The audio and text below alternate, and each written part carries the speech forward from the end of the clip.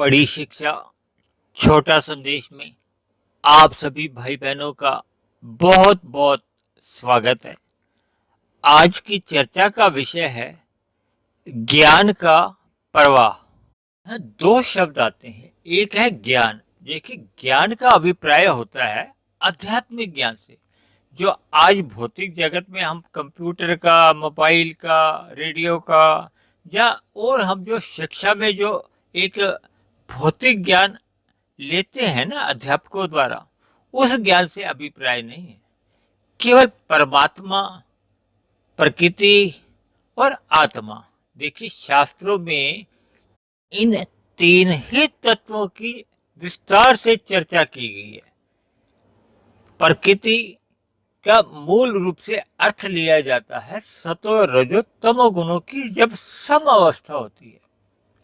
देखिए, जब ये जो आप और हम ये जो प्रकृति देखते हैं ना, जब मूल रूप से हम पृथ्वी, जल, अग्नि, वायु, आकाश को ही समझते हैं, लेकिन वास्तव में सतो रजो तमो गुण जो नित्य बने रहते हैं, भले ही जड़ कहे जाते हैं, लेकिन जब इनका 23 तत्वों में विस्तार होता है, यानी कि ये भौतिक प्रकृति कुल मिलाकर 24 तत्वों की मानी गई है, और इसमें पृथ्वी तत्व एक अंतिम तत्व माना जाता है। या अंतिम 5 जो घटक है या तत्व हैं, वो आप आकाश, वायु, अग्नि, जल और अंत में पृथ्वी, ये 5 तत्वों को एक साधारण भाषा में आप ले भी सकते हो। दूसरा शब्द आता है प्रवाह। देखिए, जैसे जल का एक प्रवाह होता है, नदी का एक प्रवाह होता है, यानी जो एक निरंतर एक गति से चलता रहता है, जैसे जल का प्रवाह चलता रहता है। देखिए, जब एक व्यक्ति विशेष से ज्ञान को दूसरे व्यक्ति विशेष को दिया जाता है, देखिए जैसे इस समय मैं आपको कुछ ज्ञान के ऊपर चर्चा कर रहा हूं, तो एक व्यक्ति देने वाला होता है और एक या एक से अधिक लेने वाले होते हैं। यानी इसी को ही शास्त्रों में गुरु और शिष्य यानी 2 शब्दों से परिभाषित किया है। जो व्यक्ति विशेष ज्ञान को देता है उसको गुरु की संज्ञा दी गई है, और लेने वाले को, जो व्यक्ति ज्ञान को लेता है, सुनता है, पढ़ता है या किसी भी रूप में एक ग्रहण करता है, उसको शिष्य की संज्ञा दी गई है। कि शास्त्रों में जो गुरु शब्द का अर्थ है कि जो मायातीत हो जाता है, यानी कि जिसने परमात्मा का आत्म साक्षात्कार किया होता है। देखिए, आज के युग में साधारणतः जितने भी ज्ञान की चर्चाएं होती हैं, जहाँ भी सत्संग होता है या जहाँ भी कुछ पुस्तकों द्वारा या ग्रंथों द्वारा भी ज्ञान की, जो आध्यात्मिक ज्ञान की चर्चाएं होती हैं, या लिखी गई हैं, या सुनाई जाती हैं, या पढ़ी जाती हैं, साधारणतः ये सभी कहने वाले भी, लिखने वाले भी, ये सभी मायाबद्ध ही हैं। देखिए, मैं भी एक आपके समान एक मायाबद्ध मनुष्य ही हूं, इसलिए बात को आपके समक्ष रखना आवश्यक हो जाता है। दूसरी बात, देखिए, ज्ञान के अलग अलग स्तर हो जाते हैं। जैसे जैसे आप ज्ञान को अर्जित करते जाते हैं, उस पर गहन चिंतन करते जाते हैं, तो हमें परमात्मा का, प्रकृति का या आत्मा का एक गहरे तल पर हमें ज्ञान समझ में आ जाता है। या दूसरे शब्दों में आप यूं भी समझ सकते हो कि हमें वास्तविक ज्ञान या यथार्थ ज्ञान समझ में आ जाता है।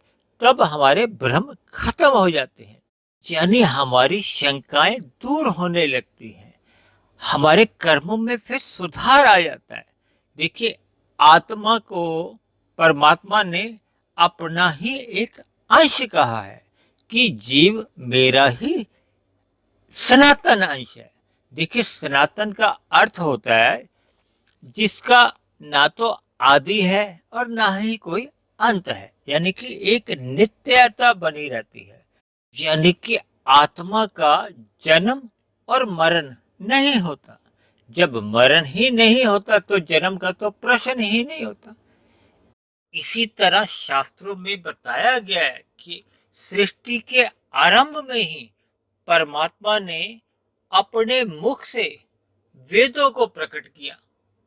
देखिए, वेदों का ज्ञान अपौरुषीय कहा जाता है और गीता का ज्ञान भी। देखिए, परमात्मा का द्वारा जितने भी शब्द बोले जाते हैं, जब प्रकट होते हैं, ऐसे सभी शब्द अपौरुषीय कहलाते हैं। अपौरुषीय का मतलब होता है कि जिसमें बिल्कुल भी दोष नहीं रहता, यानी कि तीनों ही कालों में सत्यता बनी रहती है। जबकि तो हमारे अंदर कुछ ना कुछ गलतियां हो सकती हैं। देखिए, संसारी पुरुष में कहा जाता है कि 4 दोष कम अधिक मात्रा में सब में ही पाए जाते हैं। मेरे में भी पाए जाते हैं और आप लोगों में भी पाए जाते होंगे। वो है कि हम अक्सर अपने जीवन में बार बार एक ही गलती को करते हैं और दूसरी बात, हम भ्रमित रहते हैं। शंकाएं हमारे अंदर सदा बनी ही रहती हैं। तीसरा, अक्सर देखा जाता है कि मनुष्य में कम अधिक स्वार्थ की भावना बनी ही रहती है और इसी के लिए वो अन्य मनुष्यों को या अन्य जीवों को धोखा देने की उसकी एक प्रवृत्ति बनी रहती है। और चौथा दोष हमारे अंदर रहता है कि हमारी जो स्थूल शरीर की इंद्रियां हैं, ये सदा अपूर्ण मानी गई है, क्योंकि इनमें उम्र के साथ साथ शिथिलता आती रहती है, कमजोर होती जाती है। लेकिन जैसे जैसे मनुष्य परमात्मा से जुड़ता जाता है, देखिए, परमात्मा ने जीव को अपना ही अंश कहा है, इसलिए परमात्मा के वो सभी दिव्य गुण हमारे अंदर भी आ सकते हैं। देखिए, जैसे जैसे हम परमात्मा से जुड़ते जाते हैं तो जो अभी हमने बताया ना, 4 दोष हमारे अंदर रहते हैं, वो धीरे धीरे कमजोर पड़ने लगते हैं और जब हम मायातीत हो जाते हैं तो ये सभी चारों दोष पूर्ण रूप से समाप्त हो जाते हैं, यानी कि हम भी मायातीत हो जाते हैं। शास्त्रों में ऐसा कहा गया है कि सृष्टि के आरंभ में ही भगवान ने ब्रह्मा को प्रकट किया और ब्रह्मा को ये जो आध्यात्मिक ज्ञान है, इस ज्ञान को ब्रह्मा के हृदय में ही प्रदान कर दिया। फिर इसी ज्ञान को ब्रह्मा ने अपने पुत्रों को, अपने शिष्यों को, इस ज्ञान का जो एक प्रवाह है, यानी कि उस ज्ञान को आगे देना शुरू किया। देखिए, आरंभ में बताया जाता है कि ये जो वेद जो आज और हम 4 मानते हैं ना, ये आरंभ में केवल एक ही वेद था। इसको बाद में 4 भागों में बांटा गया। इन सभी शास्त्रों में भगवान की, प्रकृति की, यानी कि प्रकृति के ये 3 गुणों का विस्तार से वर्णन है और आत्मा, जीवात्मा या मनुष्यों के लिए, देखिए, मनुष्य से अलावा जितनी भी जोनियां हैं उनको कर्म करने का अधिकार ही परमात्मा ने नहीं दिया, इसलिए वो सभी भोग जोनियां गिनी जाती हैं। जो शास्त्रों में मूल रूप से वर्णन आता है वो मनुष्य के लिए आता है कि मनुष्य को अपने जीवन का उद्देश्य या अपने जीवन का लक्ष्य परमात्मा को प्राप्ति कर रखना चाहिए। तो इसी लक्ष्य की प्राप्ति के लिए अलग अलग साधनों का वर्णन किया गया है। इसी तरह भगवान हम बद्ध जीवों का, जो मायाबद्ध मनुष्य हैं, हम जीवों का कल्याण करने के लिए भगवान के विभिन्न अवतारों का जिक्र आता है। देखिए, परमात्मा ने विभिन्न प्रकार के अलग अलग अवतारों में हम मनुष्यों को अपना जीवन सुचारू रूप से जीने के लिए और परमात्मा का ज्ञान लेने के लिए और परमात्मा को ही पाने के लिए अलग अलग अवतारों में अलग अलग प्रकार से शिक्षा देने का प्रयास किया है। देखिए, मर्यादा पुरुषोत्तम के रूप में परमात्मा ने एक मर्यादाओं का जिक्र किया है कि एक मनुष्य के अपने जीवन की क्या क्या मर्यादाएं हैं, क्या क्या उसके कर्तव्य हैं।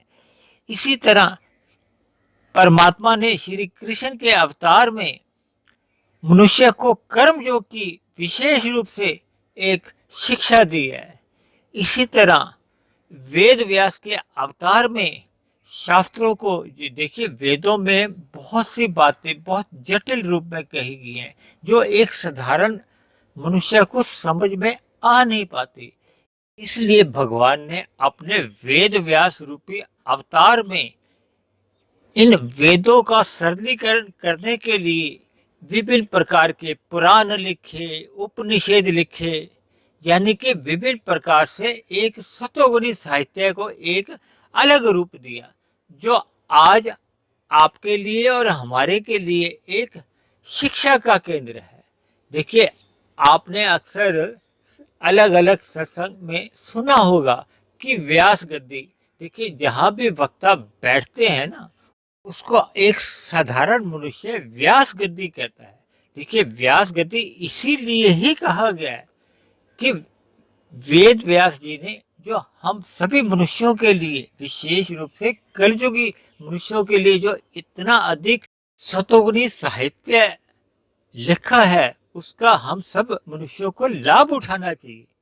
देखिए, गुरु का अर्थ ही ये होता है कि जो हमें अंधकार से प्रकाश में ले आए। देखिए, जब हम अज्ञानता में रहते हैं तो हमें अपने कर्तव्यों का बोध ही नहीं होता। हमें अपने एक मनुष्य योनि के अवसर का, अपने अधिकार का बोध ही नहीं होता कि मनुष्य जीवन में ही हम अपना जीवन सुधार सकते हैं, परमात्मा को जान सकते हैं, परमात्मा को समझ सकते हैं और परमात्मा को ही पा सकते हैं, ताकि मायातीत होकर इस 84 लाख योनियों के जन्म मरण से हमारी मुक्ति हो जाए।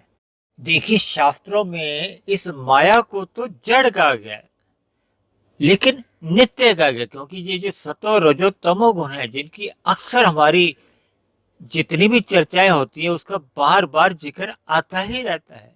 ये सतो रजो तमो गुण नित्य कहे जाते हैं, जबकि आपकी और हमारी आत्मा नित्य तो है ही है, लेकिन इसमें ज्ञान का भी गुण है। यानी कि सभी आत्माएं ज्ञानवान है, लेकिन मनुष्य जैसे जैसे भोगों में लिप्त रहता है तो हमारा ज्ञान आवृत होने लगता है, यानी हमारा ज्ञान ढकने लगता है, यानी हम अज्ञानता में आ जाते हैं।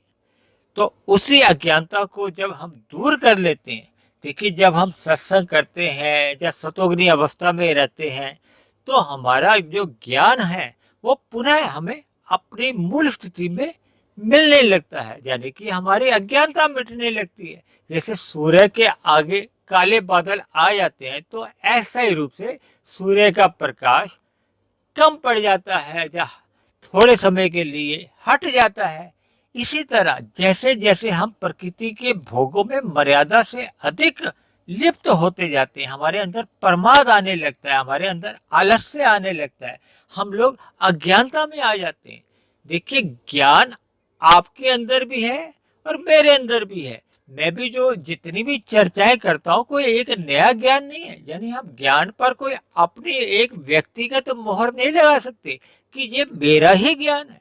देखिए, ज्ञान हम सभी मनुष्यों का एक निजी गुण है, यानी कि हम सबकी आत्माएं ज्ञानवान हैं।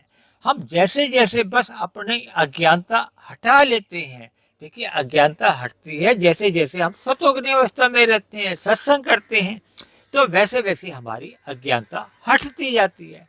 यानी मैंने अपने जीवन में शास्त्रों का अध्ययन किया, महापुरुषों का सत्संग किया, तो वैसे वैसे मेरी अज्ञानता हट गई।